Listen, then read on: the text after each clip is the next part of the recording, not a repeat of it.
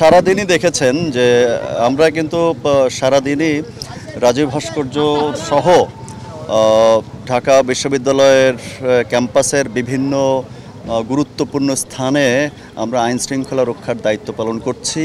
সেটি ঢাকা বিশ্ববিদ্যালয়ের প্রশাসনের ইনস্ট্রাকশন অনুযায়ী। এবং আপনারা ইতিমধ্যে দেখেছেন যে কিছু বহিরাগত এবং কিছু বিশ্ববিদ্যালয়ের ছাত্র মারমুখী হয়ে ব্যাপকভাবে তারা এই অঞ্চলে এসেছিল এবং আমাদের উপরে চড়াও হয়েছিল। আপনারা দেখেছেন যে এই পাশ থেকেও ইটপাটকেল শুরু করে সামনে থেকে সবাই ওরা ব্যাপকভাবে মারমুখী ছিল এবং তাদেরকে ডিসপাস করার জন্য আমরা এই রোকেয়া হলের সামনে থেকে আমরা কিছু সাউন্ড গ্রেনেডস বা টিয়ার শেলস এগুলোর মাধ্যমে তাদেরকে আমরা ডিসপাস করে দিয়েছি। এটি আসলে মূলত বিশ্ববিদ্যালয়ের প্রশাসনের ইনস্ট্রাকশন অনুযায়ী আমরা এখানে যা করছি না কেন সব কিছুই বিশ্ববিদ্যালয়ের প্রশাসনের নির্দেশনা অনুযায়ী করছি। কিন্তু সাধারণ শিক্ষার্থীদের অভিযোগ যে গত 2 দিন বা একদিন যে বহিরাগত এবং ছাত্রলীগের যারা হামলা করেছিল তখন পুলিশের ভূমিকাও নীরব ছিল, বিশ্ববিদ্যালয় প্রশাসনও নীরব ছিল।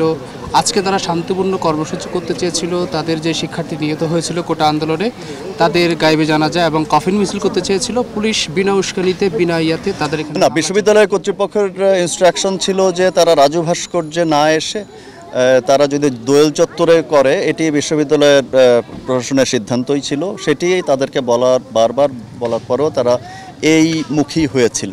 তো এখানে যা কিছু হয়েছে সব কিছুই ঢাকা বিশ্ববিদ্যালয়ের প্রশাসনের ইনস্ট্রাকশন অনুযায়ী আমরা ব্যবস্থা গ্রহণ করেছি। আমরা দেখেছি আপনারা হলের দিকেও এগিয়ে গেছেন, তো বিভিন্ন হলে গিয়ে সামনেও সাউন্ড গ্রেনেড নিক্ষেপ করা হয়েছে এবং না, হলের ভেতরে হলে না, এটি এই অভিযোগটি আসলে সত্য নয়। আপনারা জানেন যে হল ভেকেট করার জন্য বিশ্ববিদ্যালয় কর্তৃপক্ষ নির্দেশনা দিয়েছে 7টার ভেতরে, 7টা অলরেডি পার হয়ে গেছে। তো সাধারণ ছাত্রছাত্রী কিন্তু ম্যাক্সিমাম চলে যাচ্ছে, এখনও কিন্তু তারা যাচ্ছে। আমরা তাদের এই যাওয়াটা আমরা তাদেরকে হেল্প করছি বিভিন্ন জায়গা থেকে এবং আমরা আশা করছি যে বিশ্ববিদ্যালয় কর্তৃপক্ষের যখন যে ইনস্ট্রাকশন আমরা পাবো তাদের আইনি সহায়তা এবং পুলিশি সহায়তা দেওয়ার জন্য আমরা কিন্তু এখানে সদা সর্বদা প্রস্তুত রয়েছি। কিন্তু শিক্ষার্থীদেরকে যখন বের করে দেওয়া হচ্ছে, ছাত্রলীগ যুবলীগ এই যে শিক্ষার্থীরা বের হয়ে যখন যাচ্ছে তাদের ব্যাগ ধরে টানাটানি করছে, তাদেরকে হ্যাসেল করছে, তাদের মোবাইল ফোন চেক করে তাদেরকে এই বিষয়টি আপনি দেখেছেন যে আমরা কিন্তু এই টিএসসি এরিয়াতে আমরা আছি। কোন এরিয়াতে কি ঘটছে এই মুহূর্তে সকলের সঙ্গে যোগাযোগ না করে আমার জন্য বলাটা দুরূহ। তো সেক্ষেত্রে আমি বারবার যেটি বলছি সেটি বিশ্ববিদ্যালয় কর্তৃপক্ষের নির্দেশনা অনুযায়ী কিন্তু আমরা কাজ করছি। কিন্তু মেহেদী ভাই, যেসব শিক্ষার্থীরা হল ছেড়ে চলে যাচ্ছে তাদেরকে নিরাপদে পৌঁছে দেওয়া এবং তাদের নিরাপত্তা দায়িত্ব তো পুলিশের, যেহেতু না, তাদের তো আমরা ক্যাম্পাসের ভিতরে নিরাপত্তা দেওয়ার জন্যই কিন্তু আমরা এখানে আছি এবং তারা কিন্তু নির্বিঘ্নে চলে যাচ্ছে আমি যতটুকু জানি। রাস্তায় নিরাপদে বের হতে পারছে, যখন তাদের উপর হামলা হচ্ছে, পুলিশের সামনে হামলা হচ্ছে, তাহলে আপনাদেরকে মেসেজ না, এটি তো আমরা এটি হওয়ার কোনো সুযোগই নেই, এই ধরনের কোনো ঘটনা ঘটার কোনো সুযোগই নেই।